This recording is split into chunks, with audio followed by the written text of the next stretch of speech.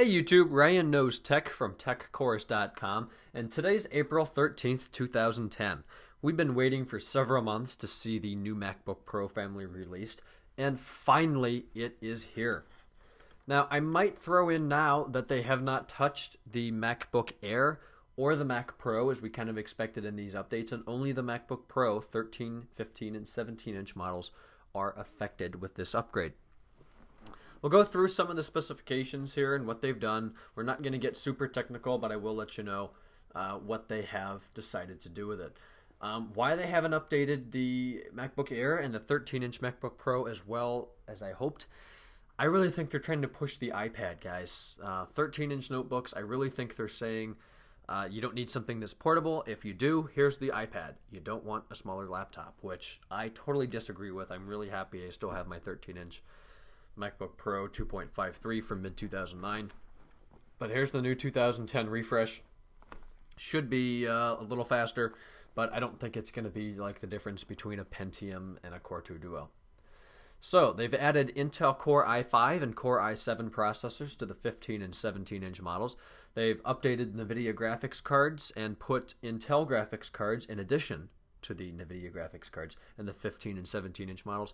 You're going to get 10 hours of battery life on the 13-inch and 8 to 9 hours of battery life on the 15 to 17. It's a little less on that because there's a lot more power being used in the Core i5 and Core i3 and those graphics cards, and obviously a bigger screen. So we'll go ahead and get the tech specs here. Do the compare all button, and here's what we got. For $11.99, which is the same price as the base unit MacBook Pro used to be, you're going to get a 2.4 gigahertz Intel Core 2 Duo. They're not using Intel Core i series in the 13-inch. You're going to find a 250 gig hard drive and the NVIDIA 320M graphics cards with 256 meg of DDR3 memory. So really, it's just an update from the other one. Nothing too profound there. For the same price as the other better model MacBook Pro 13-inch, you're going to get a 2.66 gigahertz Core 2 Duo, 320 gig, 5400 RPM hard drive, and then that same graphics card. So really, all you're gaining versus the old ones, better graphics slightly, and better processors, not all that much. RAM, 4 gig is now standard in both of them. Nothing new with the case, nothing new with the screen, that's all the same. However, at least on the 17-inch, we'll see if that holds true here with the 13, you can opt for a non-glossy screen. We'll see if you can do that here. Nope, only on the 17. We'll check the 15 too. I might also add that solid state options have changed for the hard drive. You now have 128, 256, and 512, which I don't find useful because it's $1,300 to get. But if you really want to blow money, then I suppose you can get a really big solid state disk. So 13 inches, just a refresh, nothing too profound.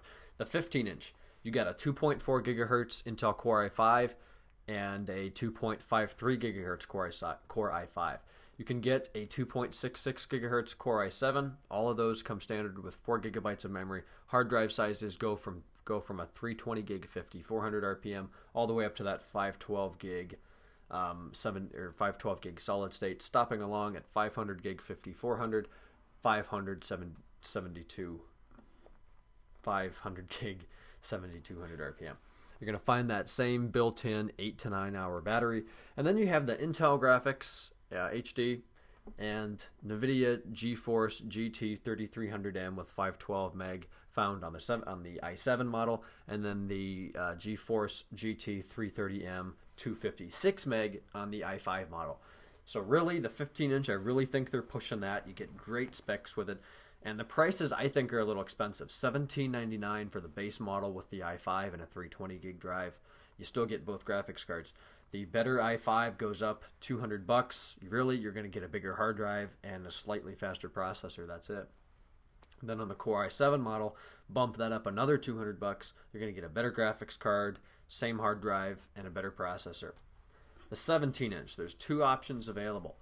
You can get a 2.53 gigahertz Intel Core i5 for an extra $200. You can get a 2.66 gigahertz Intel Core i7 with Turbo Boost. You can bump that to 3.33, which is very good. The 8 gigabytes of RAM upgrade costs $400, which I think is absolutely ridiculous, but maybe you need that. The upgrade to 7200 RPM 500 gig drive is $50, and then you're still going to find your 128, 256, and 512 gig solid state drives. For an extra $50, you can get the anti-glare widescreen display, and as I said we'll check that 15-inch and see if you can still get that upgrade. At least it's an upgrade for some people to the different screen. Alright, so it looks like they have a glossy widescreen, another glossy widescreen, a high-resolution display, and a high-resolution anti-glare display for an extra $150. I'm really happy with the screen that I have right now. The regular glossy screen, it's 1280 by 800. I'm very happy with that. So, yeah, glare is a bit of an issue in the sun, so maybe it would be a good idea to look into that. So, really, I think I'm impressed with it, especially the battery part of it. I'm glad they put the i5 and i7 in the 15 and 17-inch models. I really would have liked to have seen a i5 option in the i3 in the 13-inch MacBook Pro, but they didn't, so whatever. Graphics, really good upgrade. I'm glad they've done that, and I'm also glad they've got rid of the 2 gigabytes of RAM option on that lower end 13, because it's definitely not enough for OS 10. So again, today has only affected the MacBook Pros. Nothing else has been updated. Better processors, better graphics, and better batteries. So I think it's a good upgrade. Apple's definitely keeping strong here. However, they really are pushing that iPad and kind of backing off the more portable laptops. So thanks for watching this one. If you liked the videos, please comment, rate, and subscribe to this channel. It's my new channel. My old one got shut down by Google for inaccurate reasons, at least I say. So please help support me by subscribing. Check out our website, techcourse.com. My Twitter is twitter.com/JamesRSchultz.